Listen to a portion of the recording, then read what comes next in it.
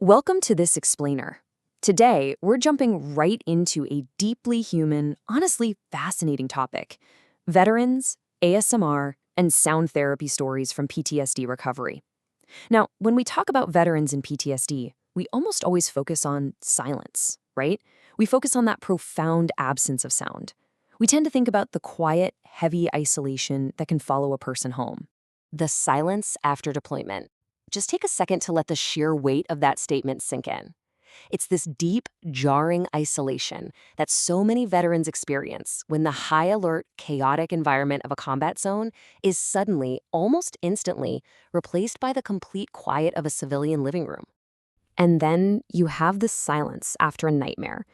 It's a heavy, complicated kind of silence that surrounds memories that just feel way too difficult to explain to anyone else. But as we're going to see throughout this explainer, the journey of recovery itself isn't always silent. Okay, let's dive into this. Part 1, Beyond the Silence, the role of sound in PTSD recovery. For a lot of veterans, sound actually becomes this absolutely critical part of the path back to daily life. We're talking about things like finding rhythm, maybe taking a guitar lesson, listening to the steady sound of rain at night, a low fan, or just a calm voice that simply doesn't demand anything from the listener. Sound can literally become a very real, tangible bridge back to the present moment. But, we have to remember that veteran PTSD is absolutely not a one-size-fits-all experience. Things like combat trauma, military sexual trauma, grief, it all completely changes how sound is processed. A veteran might be dealing with concurrent challenges all at once. We're talking depression, traumatic brain injury, chronic pain, hearing loss, sleep disruption, moral injury, or tinnitus. Because of all this, a sound that completely soothes one listener might actually trigger another veteran's tinnitus or instantly spike their anxiety. A close whisper, for example, might feel super comforting to one person, but deeply threatening to another. Which brings us to clinical care versus sound support, establishing boundaries for recovery. And this brilliantly illustrates why, because individual reactions vary so wildly, we really have to establish some strict clinical boundaries for recovery. We absolutely must approach this topic with respect and total accuracy. Listen, ASMR and casual sound listening are not treatments for veteran PTSD. We have to be crystal clear about where they fit into the bigger healthcare picture. Veterans with PTSD deserve professional, trauma-focused therapies, things like cognitive processing therapy, prolonged exposure, and EMDR, which stands for eye movement desensitization and reprocessing. These are the evidence-based treatments, often used alongside medication and peer support. Then, over on the complementary side, we have practices like ASMR and self-selected sound support. Now, being in the complementary category doesn't make sound support meaningless, not at all. It just means we have to use it honestly, without making any false medical claims. Let's shift gears a bit. The science of predictability, building structure and connection. Now, what's really interesting about this slide is seeing how exactly sound supports the recovery process. Well, it all comes down to the science of predictability. When a veteran is dealing with hyperarousal or severe sleep disruption, safe sound routines can step in to provide some much-needed structure. They offer a totally predictable sensory environment, a medium for emotional expression, and a way to gently prep the brain for sleep or social connection. When we actually ground our explainer in the science, we see the real power of sound. While ASMR specifically lacks deep clinical trials right now, active music therapy research with veterans shows us quite a bit. Back in 2014, a VA pilot program showed really positive results from music therapy as a self-management approach. Then, in 2018, Pezzin and colleagues found that guitar instruction actually showed promise in reducing PTSD and depressive symptoms. Fast forward to the 2025 Sounds of Strength evaluation, which showed that music-based care for veterans with complex housing needs was incredibly well received.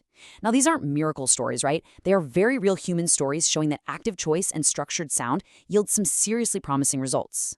So this naturally brings us to ASMR. ASMR, which usually involves soft speech, rain sounds, or gentle tapping, is generally self-selected media. And again, just to be explicit, it is not clinical therapy, but it can be a fantastic tool to support daily routines. For veterans struggling to sleep, a totally predictable rain track can effectively mask those tiny, sudden house noises that immediately trigger hypervigilance. Or for someone feeling deeply isolated, a calm, educational voice on a video can provide a really safe, pressure-free sense of human presence. What is about to happen? To understand why that predictable sound works so well, you have to understand this specific question. PTSD constantly asks the nervous system, what is about to happen? It keeps the brain hyper-focused, endlessly scanning the room for the next threat. A well-crafted, predictable sound routine steps in and provides a definitive, continuous answer to the nervous system. Nothing sudden is going to happen. Let's move to and see how this builds into our practical application. designing a safe routine, choice, predictability, and no surprise sounds. If our goal is to tell the nervous system that nothing sudden is going to happen, then the sound routine itself must be 100% predictable. It absolutely has to be built entirely around veteran-centered choice and an absolute absence of surprise sounds. To do that safely, we need to outline exactly what to avoid. You want to avoid any surprise sounds, aggressive tapping, or sudden volume changes. Crucially, and this is a big one, avoid unrequested military roleplay unless the listener explicitly wants it and knows for sure it's safe. Same goes for medical roleplay, which can easily trigger hospital or injury memories. And rule of thumb, never ever use sound media for emotional exposure therapy unless a qualified clinician is right there actively guiding the work. So how do you actually do this? Here is how you safely take control of your auditory space. Step 1. Choose a non-triggering sound category. Think a low fan or some distant soft speech. Step 2. Set the room securely. Clear the exit, turn off autoplay, and silence those phone notifications. Step 3. Start the volume low. It should feel like a gentle background cue, definitely not a command. Step 4. Use a short 5 to 15-minute timer just to see if your body actually accepts the sound. Step 5. Always close with silence or a neutral sound. Seriously, do not let a video algorithm dictate your next emotional state. You are in control. And finally, Step 6, review the physical effect. Did your body soften, or did the sound increase your scanning and irritation? That honest feedback is your best guide. Rebuilding trust through choice, the goal of safe sounds. What this whole step-by-step process reveals is that veteran recovery isn't actually about finding the perfect audio track.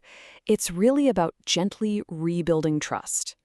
When sound is chosen, predictable, and respectful, it helps a veteran rebuild trust with their own body, with the very room they're sitting in, and even with time itself.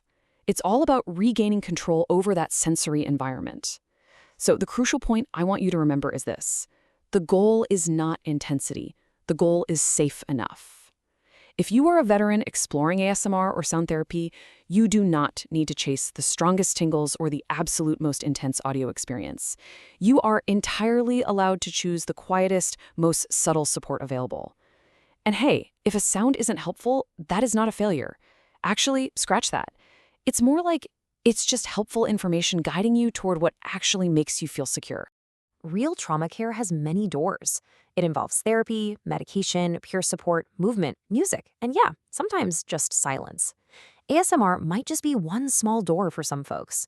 If you use it gently and use it with active choice. Never let an internet video tell you that recovery should be simple or easy, because veterans deserve care that is honest, incredibly patient, and deeply human. Which leaves us with this final thought for you to chew on. If ASMR is just one small door in the many paths of recovery, what quiet, controllable support will you choose to explore today? Thank you so much for joining me on this explainer, and I'll catch you next time.